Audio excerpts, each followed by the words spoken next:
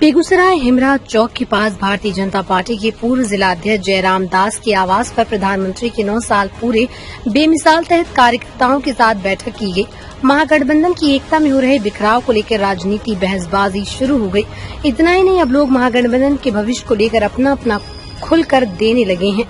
बताते चलें कि आज बिहार की राजनीति उस वक्त गर्मा गई जब जीतन राम मांझी के पुत्र और हम पार्टी के अध्यक्ष के साथ साथ बिहार में मंत्री के पद से इस्तीफा देने पर महागठबंधन विपक्ष के निशाने पर आ गई। देश की दिग्गज भाजपा नेता ने भविष्यवाणी की है और आने वाले 2-3 महीनों में महागठबंधन पूरी तरीके से बिखर जाएगा, क्योंकि महागठबंधन में शामिल दलों को ये लगने लगा कि 2024 और 25 में उनका भविष्य अंधकार में है। इतना ही नहीं, राकेश सिन्हा ने महागठबंधन पर निशाना साधते हुए कहा कि इस महागठबंधन में दर्जनों ऐसे नेता हैं जो मुख्यमंत्री की रेस में हैं, जो मेढक की तरह एक दूसरे पर टांग खींच रहे हैं। बेगूसराय से मोहम्मद नबी आलम की रिपोर्ट। दुनिया में झड़पने जा रही है और पहली बार देश के प्रधानमंत्री बाइडेन पुतिन जैसे नेताओं के लीग में हैं। आज ऐसा पहली बार अनुभव हो रहा है द्वितीय विश्व युद्ध के लेकर आज तक की राजनीति में कि भारत के राजनेता की कभी भी अंतर्राष्ट्रीय राजनीति में निर्णयों में शामिल नहीं किया जाता। लेकिन प्रधानमंत्री जी ने जैसे योग दिवस हम मनाएंगे, योग का प्रस्ताव लाए, संयुक्त राष्ट्र ने स्वीकार कर दिया।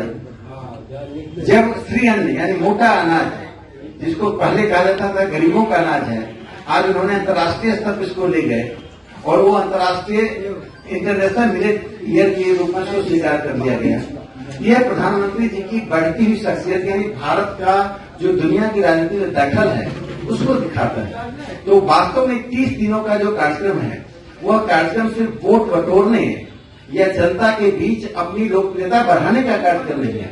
यह कार्यक्रम जनता को यह बोध कराने का कार्यक्रम है कि राजनीति चुनाव से ऊपर जाकर भारत निर्माण का है, भारत की समृद्धि का है, भारत में सबका साथ सबका विकास का है और अंतर्राष्ट्रीय स्तर पर भारत की बढ़ती हुई भूमिका को लोगों में स्थापित करना।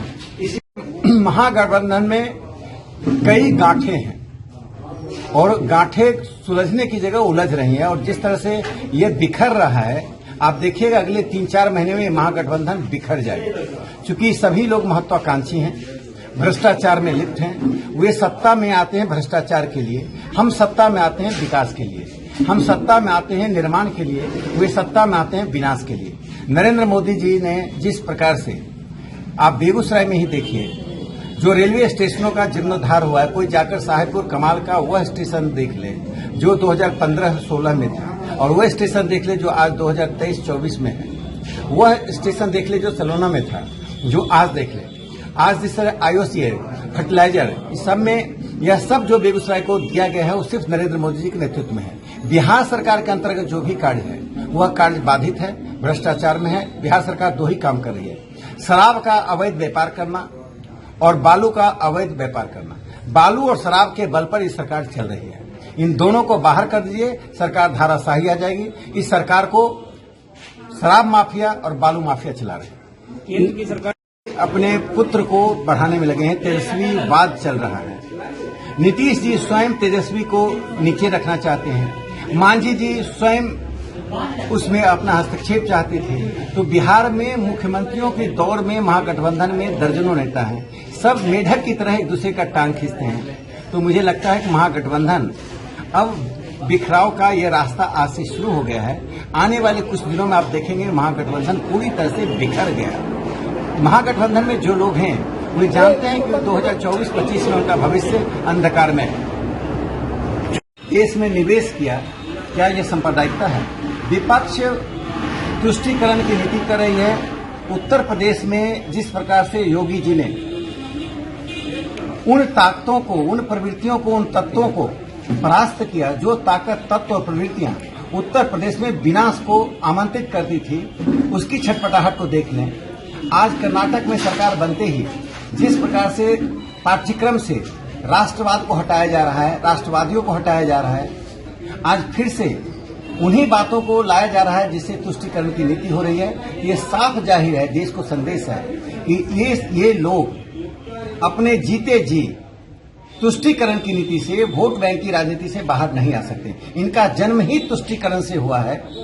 ये पले हैं तुष्टीकरण में, तो ये तुष्टीकरण से बाहर देखते हैं तो उनको मोतियाबिंद हो जाता है। विपक्ष को धर्मनिरपेक्षता के मतलब मामले में मोतियाबिंद है। वो एक समुदाय के हित के अतिरिक्त कुछ नहीं देखना चाहती है। जिहादियों का समर्थन करना नीतीश जी ने पहले भी किया था, लालू जी ने पहले भी किया था, खड़गे जी कर ही रहे हैं। तो ये जिहादियों को प्रश्रय देने वाली, जिहादियों को समर्थन देने वाली और जिहादियों को मनोबल बढ़ाने वाली सरकार है।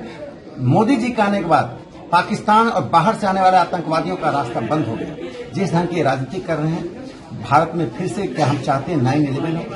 क्या हम भारत में चाहते हैं कि मंदिरों में, बाजारों में फिर से बम विस्फोट हो? इसलिए यह तो जनता को निर्णय करना है कि विनाशकारी ताकतों को हम उनके गोल गोल बातों में आए या प्रधानमंत्री नरेंद्र मोदी जी के यथार्थवादी राजनीति के साथ चले। दमदार निर्माण का भरोसा लाल स्टील TMT बार्स, हर निर्माण के लिए उपयोग। लाल स्टील TMT बार्स, रिश्ता मजबूती का।